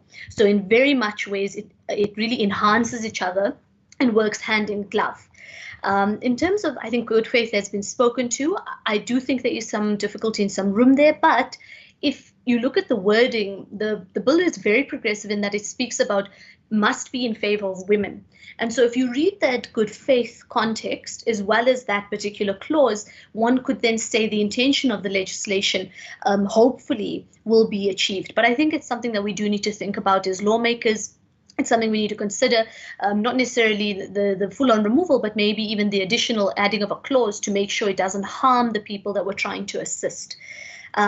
Also around the application process being too onerous, I think that has been dealt with. But I think also, remember, legislation must create the framework, and the executive wing, that's the particular department in the minister's office, develop the exact detailing. So even though this bill is very detailed, we need to have a sort of hawk-eyes view of how the department implements this bill around the application process. And I think it's a very good question, because moving forward, even beyond today, it's something we need to focus on particularly.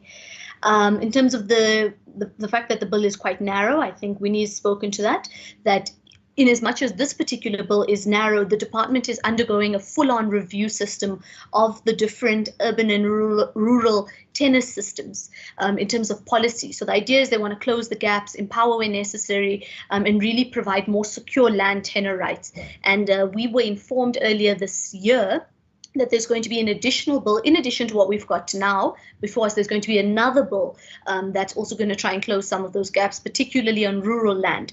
So this is a watch the space kind of element. And then in terms of the last question from Atlantic Group around further consultation and what's been said around sustainability. So today is our public hearing. We have, or Atlantic Group, you have until the 26th of March to register written submissions. We've also noted your question as well in today's hearing. And of course, like I've said to our stakeholders, you can submit a written response or a written question or written submission in any official language. It doesn't have to be English. It will definitely be registered. Even on this call, we have those options. But I think it is quite key what's been said around the sustainability element. And I think that's also why the bill is very good in that it's prospective. It doesn't just look retrospectively at those rights, it also looks prospectively. But I think that's a very good point for us to look at as well. Anyone else from our stakeholders who wish to have any comment or any say before I hand over to honourable members? All right, that's okay. If you guys do, or if you folks have anything to say, that's not a problem. You can always put up your hand at a later stage and I'll do my best to accommodate you. Honourable members, I'm now going to open up a round for us. I know we've sort of extensively discussed this bill on various different levels. So I'm sure you're a bit tired of talking about it. But if you have anything you want to say, any comment, any particular idea you want to deposit, now is the time to do it. Of course, you can use the raise hand function, or you can unmute yourself, say your name, and I can note you. So I see Honourable Makubela, your hand is up. I'm noting you first. Are there any other honourable members who wish to make comment? I see Honourable Ngube, you're noted second. All right, Honourable Makubela, over to you.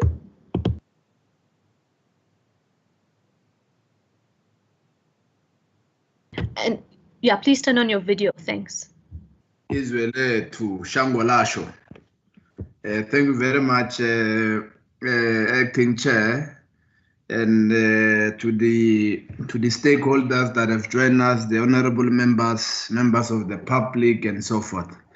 For those who are on YouTube, who are streaming live from YouTube, and those who have tuned in directly from the link. I think, as you would have said, that we would have taken enough time, Acting Chair, to pontificate on the proposals of the upgrading of the Land Tenure Bill, which we hold firm a view that it is the cornerstone, Acting Chair, and a giant leap towards land reform. It's actually part 3 of the three steps that will lead us ultimately to the expropriation of land without compensation and to the return of the land to the previously dispossessed people of our country. And I am very much disappointed. I am raising my hand to actually rise in disappointment. I thought that the only reason that we'll have network challenges will be because this link will be so bottlenecked by the numbers of people who will be trying to tune in on YouTube and also on the provided link here on Microsoft Teams. The numbers don't look good. I'm very much disappointed because the vast majority of our people in this country remain landless and have been crying for over 300 centuries, for over 3 centuries. They've been crying for the return of the land. The people who live in the plots of Gauteng, who have been paying rent while they are working in the farms of those who actually took over the land through nefarious ways, are not part of this session. They don't even know that there are proposals on the upgrade of the Land Tenure Bill, and it's a very disappointment. And I think that it's twofold. It's either there is no interest, or secondly, is that we ourselves have failed in ensuring that we actually ensure that people know about this particular sitting. And I think we should do more. I think even post the public hearings, we must go to the plots where our people are staying, where they work. They've been working for years on the farms of those who own the land and who stole it from them, and they pay rent whilst they are not earning wages where they work in those particular farms. They are not aware of this, and we need to reach out to them. We need to go to them to speak to them. We need to speak to Babu Kele, who has been working, who appeared on special assignment, who has been working on a farm ever since he was 13 years of age. The same farm who his grandfather worked at, and the same farm who his great-grandfather worked at. And they were given a small piece of land to stay in, and they've been paying rent there, right here in the West Rand, in one of the farms. And he is not part of this particular session. He does not know that we are today pontificating, having discussions on this particular bill, precisely because of the cries he made on that special assignment show, and that there are people who still live like slaves and who sleep with pigs. There are people who sleep with pigs in this province, acting chair, honorable members and members of the public. They sleep with pigs in the plots. They are made to sleep with animals in the kraals and so forth. And these are people that we are talking about. And I think we need to go to them. We need to reach out to them. We need to be able to start speaking to them. And of course, the ANC, the African National Congress, is leading this particular call. Thank you very much. Thank you very much, Honorable Makubela. Honorable Ngube?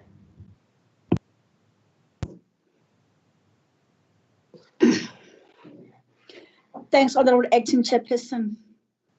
Let me also agree with what Honorable Makubela is saying. Like when at the beginning, I proposed that let's get to know the stakeholders who are with us, and also check in terms of who has joined us in the social media.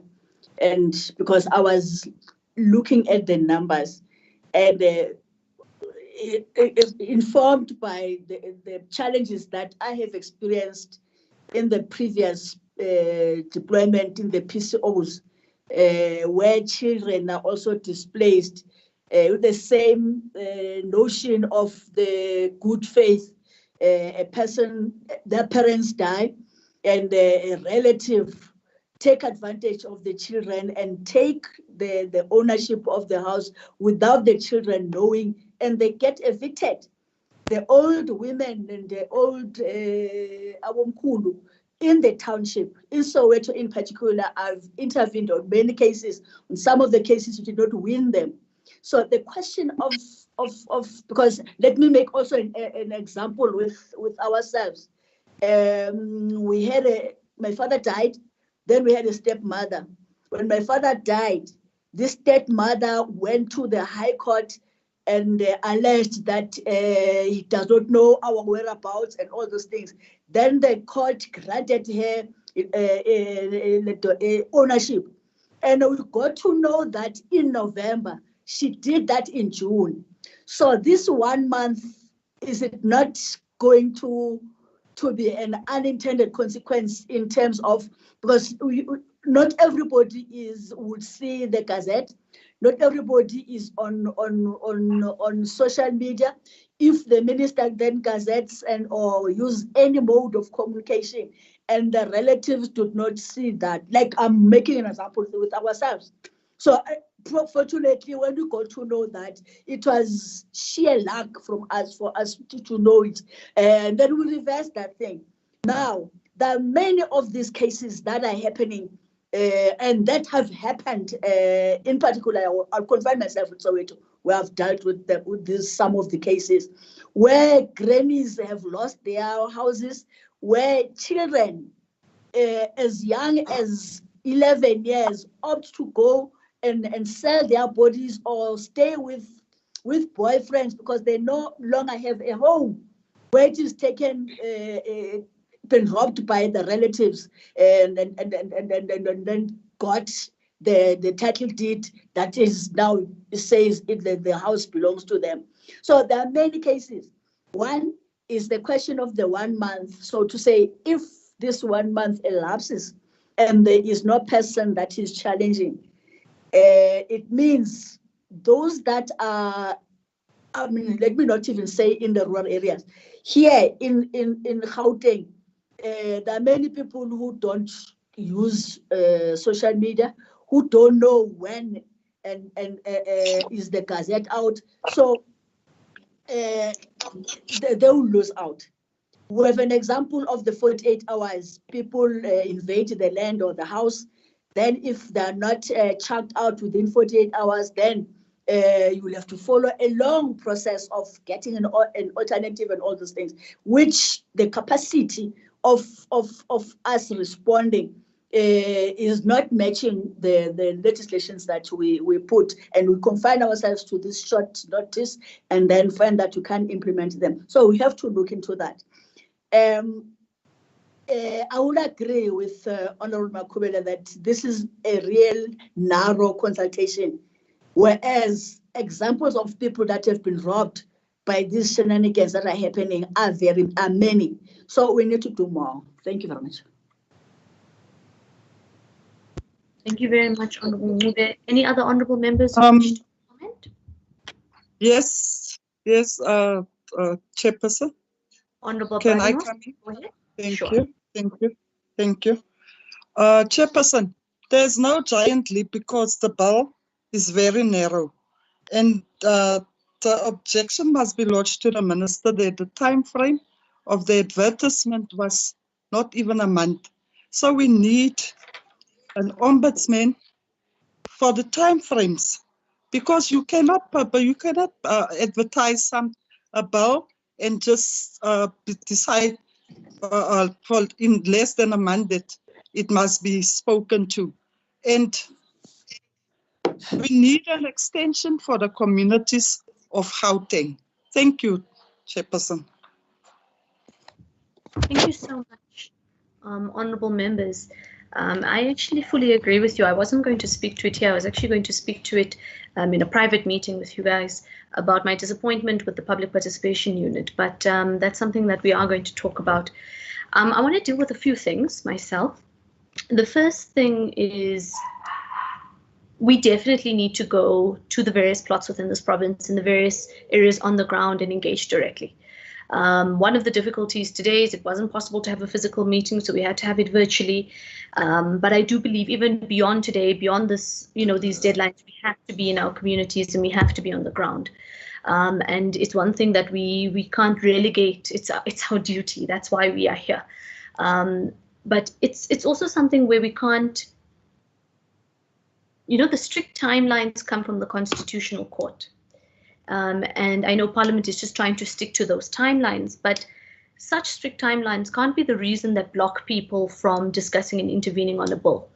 And I'm quite sure that any justice of the Constitutional Court will hopefully prioritize proper public participation and engagement over such a strict timeline.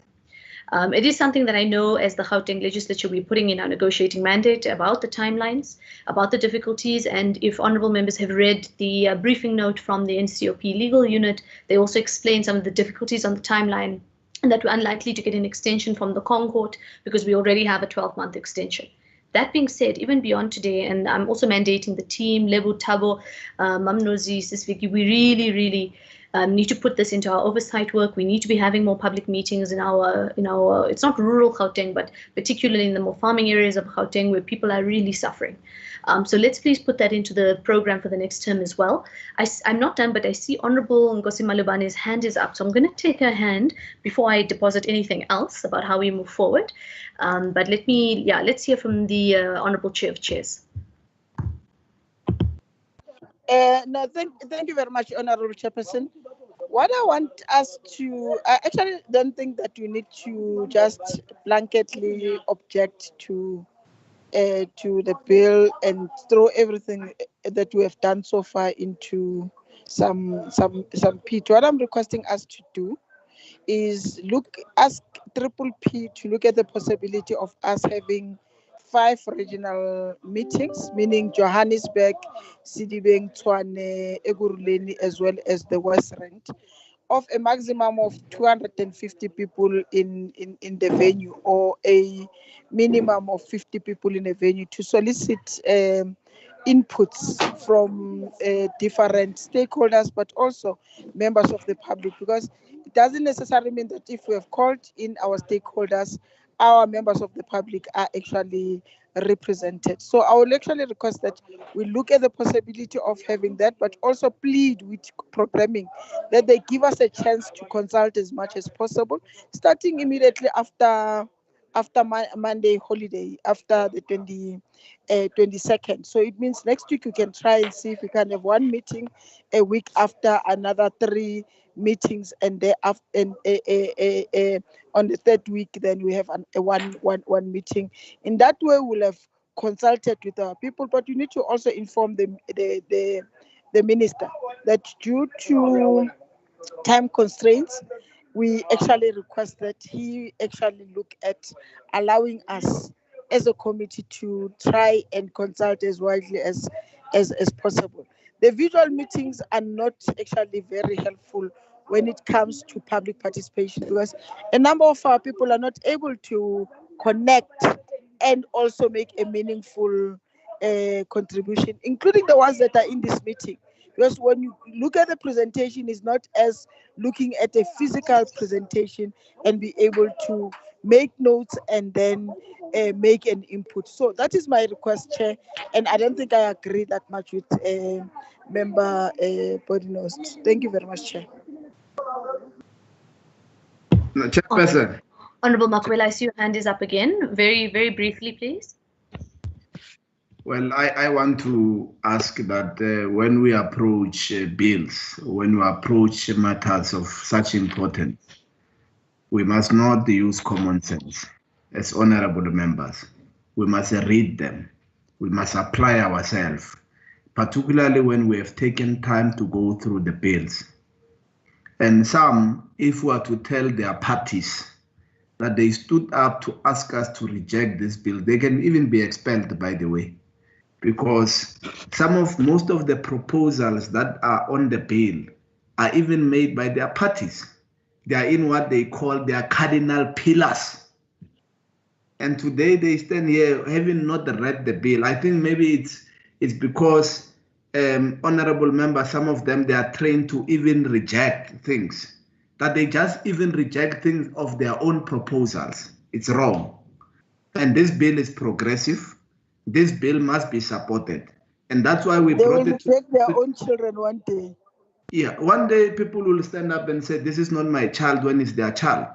And I'm happy that this I'm happy this is on YouTube.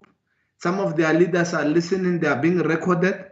When they come in public to reject what they even come to propose. So what is it that they are proposing to the public? I'm very disappointed. Let's read. Let's invest in reading things that we go through as committees, as honorable members. We are not here paid so much money to come and just share common sense. It's not possible, Honorable Hassan, that we are paid so much money at the expense of the public to share common sense, to even reject that which actually comes to actually ensure that it addresses land reform. This is a progressive bill. We stand by what we are saying as the ANC, that this is a giant leap towards the land reform. And land reform, by the way, what people don't understand, I think I must have a conversation with my former friend Floyd Shivambu, that they need to then be able to explain that the land reform has three steps. And one of the biggest steps of land reform is land tenure bill. The people who stay in the plots, in the backyards of people's houses, in the backyards of people's farms, that is part of land reform. So others wake up because they are used to the rhetoric, land expropriation without compensation, what, because you don't really understand what that means. You think that land expropriation without compensation, it means going to Estress, where there's land which has been zoned for a park, you put shacks. It means going to Mamelodi, where there are houses of our people, where there's vacant land, you put shacks. It means going to Alexander, like people have been doing. You find vacant land earmarked for development, you put shacks. And that is voodoo land expropriation without compensation thinking, and we must reject it. we support this particular bill. It must be supported all the way. And I can tell you, your party, Honorable Belvi, will stand up and vote with the African National Congress on this particular bill in the National Assembly and even in the NCOP. Thank you very much. Thank you, honourable members.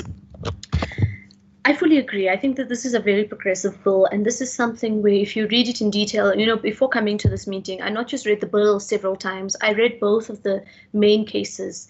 I went extensively to all the documents we were sent, both by the department, national, provincial. I even did my own research.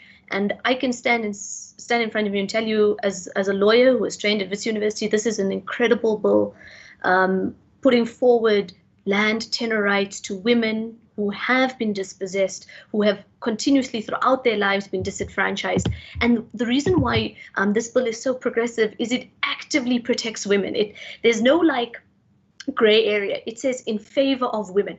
Yes, there's the good faith element, all of those things. But even if you look, and I went back now when you honorable members were speaking to the questions, everybody supported the bill. They had questions of clarity. They wanted to ask. In fact, people were saying, why don't we go a step forward? Never was there a dissatisfactory or dissenting view. Everyone who asked questions and everyone who spoke is very supportive of the bill. And in fact, I think it's wonderful to see some of those good questions challenging us as honourable members to take it that step further and to take it beyond. So what I'm suggesting is that I agree with Honourable Nkosi Malibane, this is not going to be a waste of time at all. We've gotten some incredible ideas and thoughts and questions from our stakeholders. That's going to go into the negotiating mandate. We as honourable members also have quite a few views, so that's also going to go into those documentations. We will have to meet the deadlines in terms of the negotiating mandate for the NCOP, so at least even if our dissatisfaction with the timelines is registered, it must be registered in the select committee. Therefore, we have to keep to those timelines, but that doesn't discount and doesn't take away from the fact that we must continue with our public consultations. We need to, I agree, contact the 5 different regions and have different meetings there. And then as we go along, we will add in to those documents and make sure that we have an even richer sort of negotiating mandate from our side and really more of a richer consultation process. But we're not going to discount it. And like I said, all of our stakeholders who spoke today spoke in favor of the bill. And also not just that, I think we also need to discuss with our municipalities and see how they can also assist us with this public participation process, because they also come into contact potentially more often with a lot of the stakeholders we're trying to contact. So that's also something maybe with the suggestion box we can also work on. But with that said, honourable members, I'm really grateful for the support that you comrades have put forward, but also, and we will discuss this offline, I think there needs to be a lot more work done by the public participation unit. And it's something that, we started late because of the stakeholders getting on late, and it wasn't only a network challenge. I think there's a big challenge within our own ranks, and I'm saying it publicly so that it's also importantly noted that we need to do more work in terms of the public participation unit within the legislature. And it is something that is our constitutional duty and our mandate as elected public representatives. Right, honourable members, I think we've got quite a lot to have dealt with and to have put forward.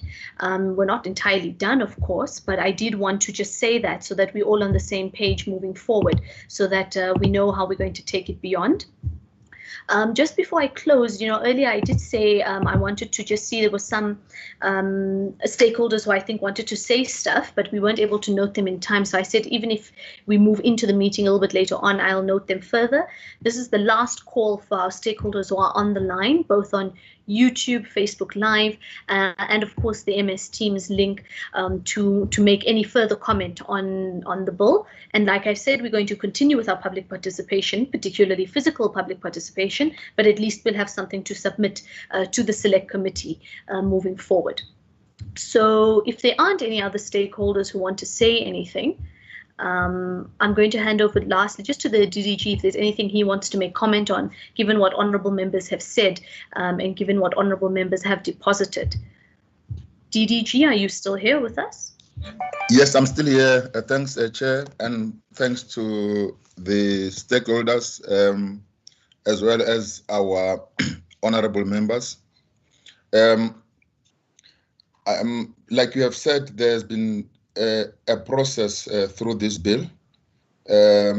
definitely the issue of time has been a problem, but unfortunately, because of various factors, including the COVID situation, as well as the conditions that were put by the Constitutional Court and the timelines, as I'm appreciating the work that is done by the committee to try to facilitate this process so that we can be able to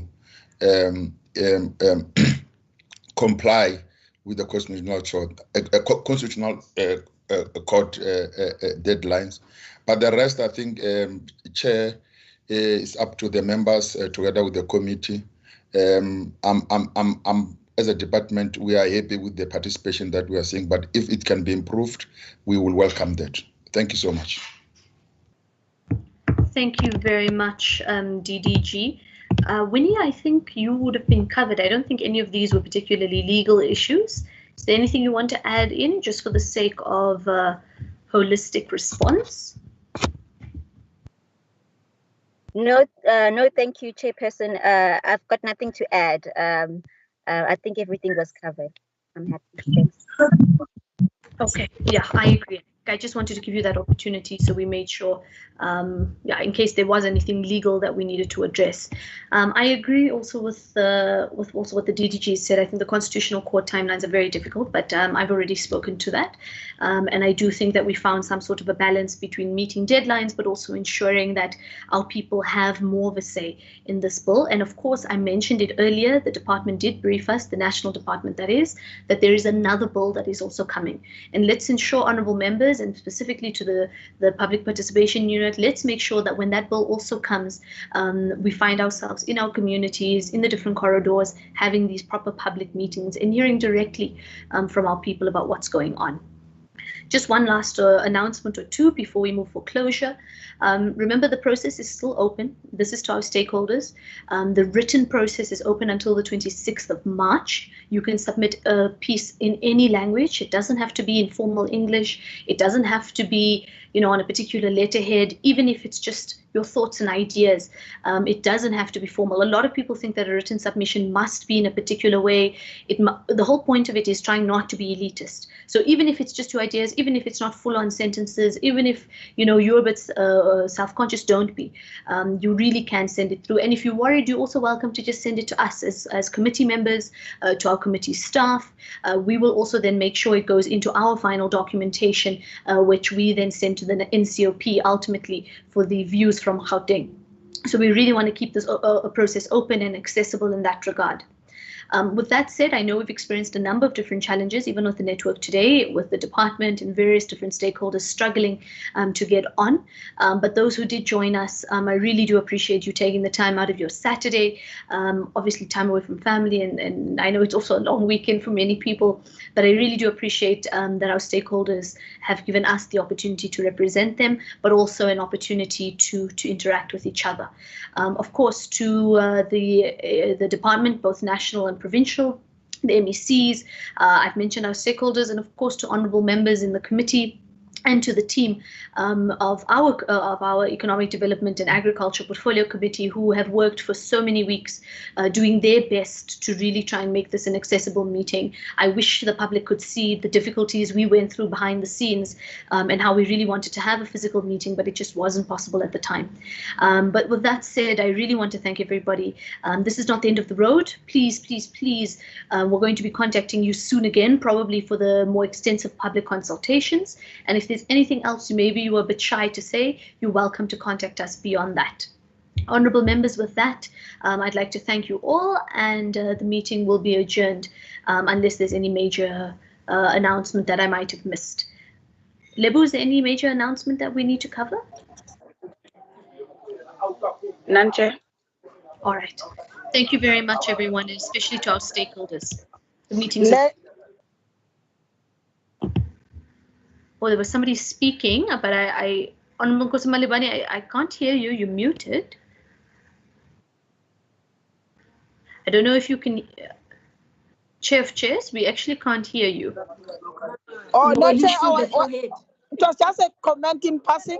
Land invasion is not land reform. It is an illegal activity, and people who invade land must be arrested. Thank you, Chair.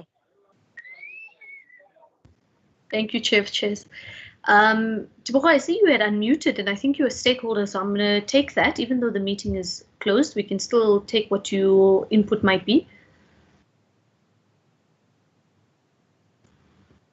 Tebogo, is there something you'd like to deposit?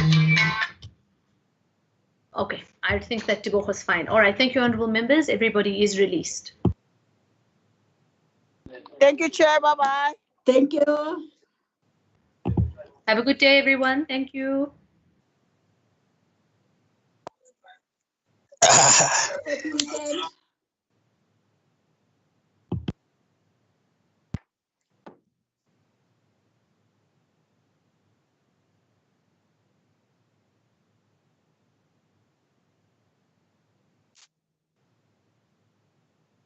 Hey, everyone. Thank you.